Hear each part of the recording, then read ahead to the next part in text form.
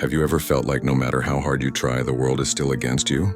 Like there's an invisible force that keeps preventing you from achieving what you want? Many people think that the secret to getting what they want is to work harder, force things, or even control other people. But the Stoics believe that the path to success is not about changing the outside world, but rather changing the way we see and act in the world itself. Stoicism is not just a philosophy about accepting fate, but about mastering ourselves so that we can achieve what we want more effectively. This philosophy has been applied by great figures such as Marcus Aurelius and Epictetus, who found that the key to success lies in self-control, correct perspective, and acting in harmony with the principles of nature. In this course, we'll explore how our attitude toward control can determine our outcomes, how accepting obstacles as part of the process can actually accelerate our journey, and how discipline and mental toughness form a solid foundation for achieving anything we dream of. By understanding and applying the principles, you'll not only get what you want, but you'll also discover something greater: serenity, courage, and true freedom. And here are 7 Stoic principles that you must apply to achieve success. Control what can be controlled. How many times in your life have you felt frustrated because something didn't go your way? Maybe it was a project that failed, someone who didn't respond as expected, or even the weather that messed up your plans. Most people spend their lives worrying about things beyond their control, not realizing that it's a major source of their misery. Stoicism teaches a simple but profound principle: focus only on what you can control and let go of the rest. Marcus Aurelius, a Roman emperor and Stoic philosopher, once said, "You have power over your thoughts, not over external events. Realize this, and you will find strength." But what does it mean in everyday life? Imagine you're going to a job interview. You've prepared well, practiced your answers, and made sure all your paperwork is complete. However, the outcome is still not your decision. The interviewer might be in a bad mood. There might be another candidate who is a better fit for the company, or there might be other factors beyond your control. If you focus only on the outcome, you'll easily become discouraged and lose motivation.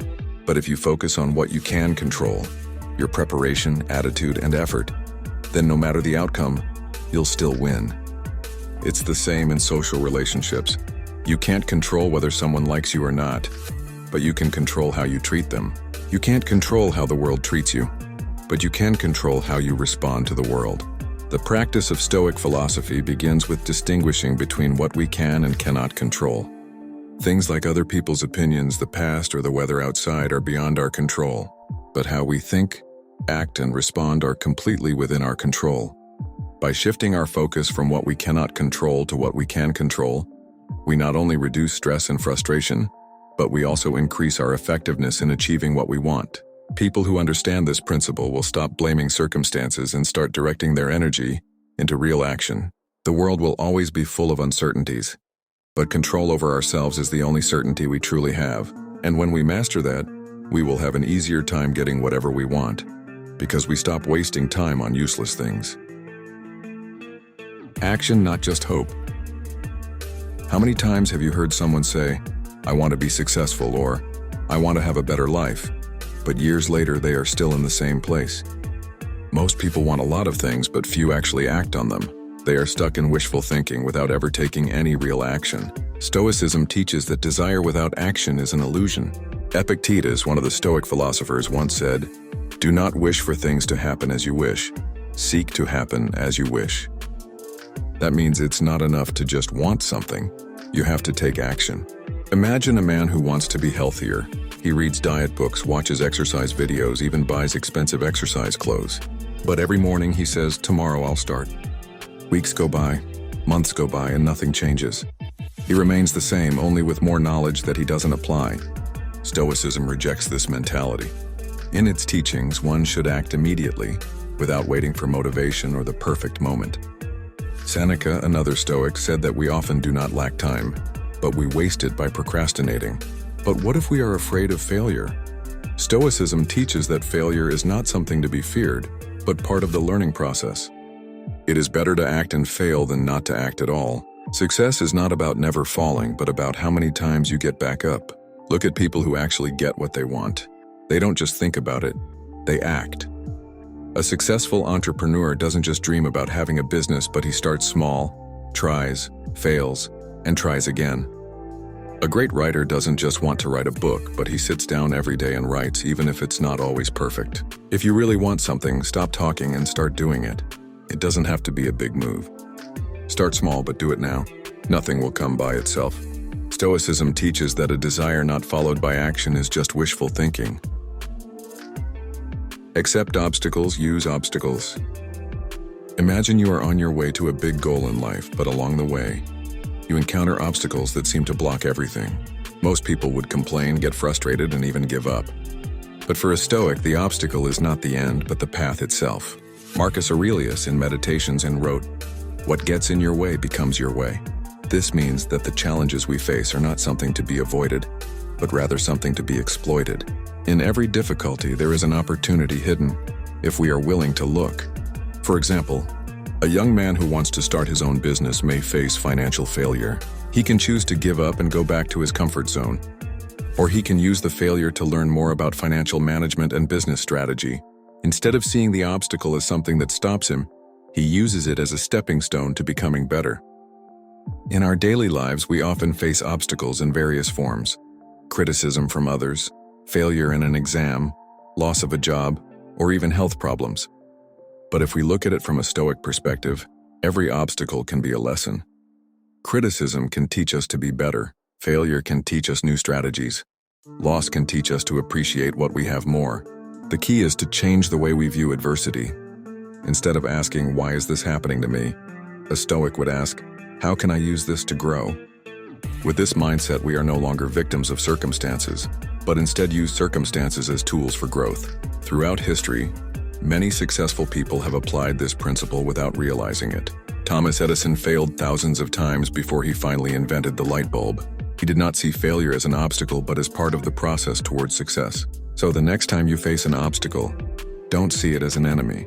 See it as an opportunity to grow. Because in Stoicism, obstacles aren't something that stops us. They're our path. Change your perspective, change your life. Have you ever felt like a bad event completely ruined your day, while other people who experienced the same thing seemed calm and continued with their lives? Why can one person remain happy even though facing a big problem, while another falls into misery because of a small thing? The answer lies in how they perceive the event. Stoicism teaches that it is not events that make us suffer, but how we interpret them. As Epictetus said, "Men are not troubled by events themselves, but by the way they perceive them." Imagine someone losing their job. One person might see it as the end of everything, feel hopeless, and think their life is ruined. Another person, with a Stoic perspective, might see it as an opportunity to pursue a new career, start their own business, or find a job that better suits them. Same event, but two very different reactions. Another example is when we are faced with criticism or insults. If we see it as a personal attack, we will be angry and offended. But if we see it as an opportunity to reflect and grow, then the criticism becomes something useful. Look at the lives of the Stoics. Marcus Aurelius, a Roman emperor, faced war, betrayal, and plague during his reign. He could have complained and felt depressed. However, in Meditations, he always reminded himself that everything that happens is part of life that must be accepted and learned from. The practice the Stoics taught to change this perspective is premeditatio malorum, imagining the worst possible outcome and seeing that we can still face it. That way, we won't be shocked or devastated when trouble comes. Instead, we can face it calmly and stay focused on the solution. Life is full of events that we cannot control. But one thing we can always control is how we see and respond to them. If we change our perspective, we will not only get what we want more easily, but we will also find peace in every situation. Discipline is the key to freedom. Many people think that freedom means being able to do whatever they want whenever they want. But Stoicism teaches the opposite. True freedom comes from discipline. Without discipline, a person becomes a slave to his own desires, trapped in bad habits, uncontrolled emotions, and a life without direction. Epictetus said, "No man is free who is not master of himself." This means that a person who cannot control his emotions, his habits, or his time is not truly free.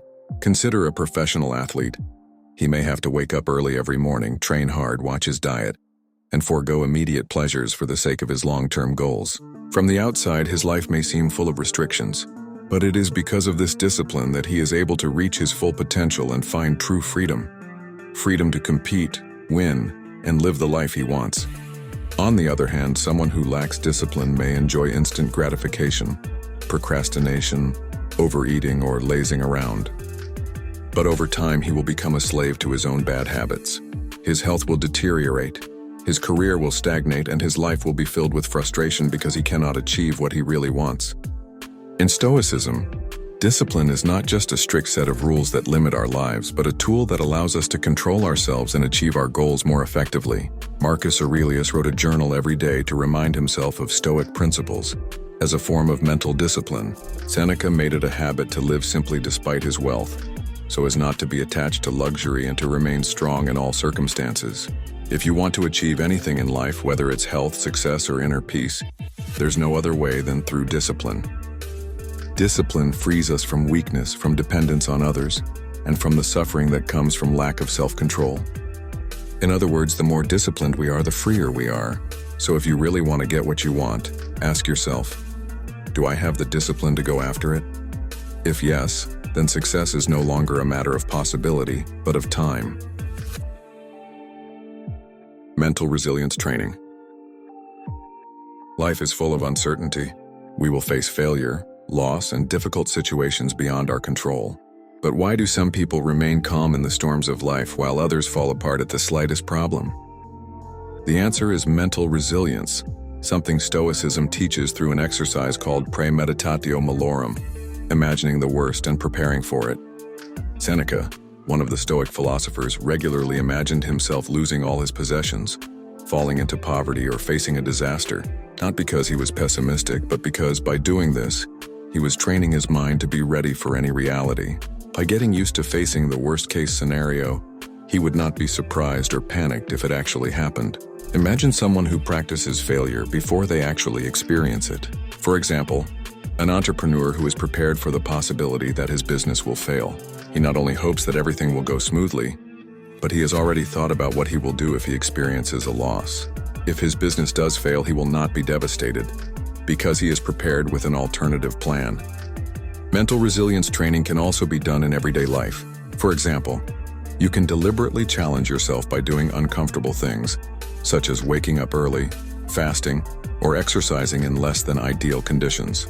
The goal is not to torture yourself, but to train your mind not to be weak when facing real challenges. Stoicism teaches that suffering often comes from surprise, not from the event itself. If we are accustomed to facing difficulties in our minds, then when they actually come, we will not be devastated. Life will always be full of challenges. But if we train ourselves to accept and face the worst, we will not only become stronger, but we will also find true serenity. As the Stoic adage goes, the more we sweat in training, the less we bleed in battle. Letting go and finding true freedom. Many people believe that happiness comes from having more money, more power, more recognition. But the more they pursue these things, the more they become attached and never truly satisfied. Stoicism teaches that true freedom comes from letting go of attachment to things beyond our control.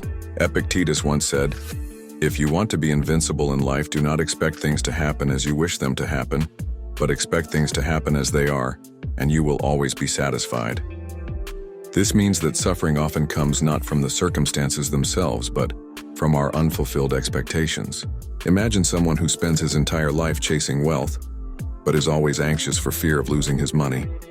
Or someone who desperately wants to be loved by others, but is always afraid of being rejected. People like this do not have true happiness or freedom, because their happiness depends on something that can be lost at any time. Letting go doesn't mean giving up or not caring, but it does mean removing emotional dependence on the outcome. If you want something, give it your all, but don't base your happiness on whether it works out or not. If it works out, be grateful. If it doesn't work out, accept it and move on. In this way, you will always win, no matter what the outcome. Seneca often reminded himself that everything he had was a gift: his possessions, his position, even his life itself. In this way, he was not afraid of losing anything, because he knew that everything was temporary. And with this understanding, he could live his life more calmly and freely. If you really want to get what you want in life, don't just focus on the end result, but focus on the process. And more than that, learn to accept reality as it is. When you are no longer enslaved by uncontrollable desires, that's when you find true freedom. Ironically, it's when you let go that you often get more than you ever imagined.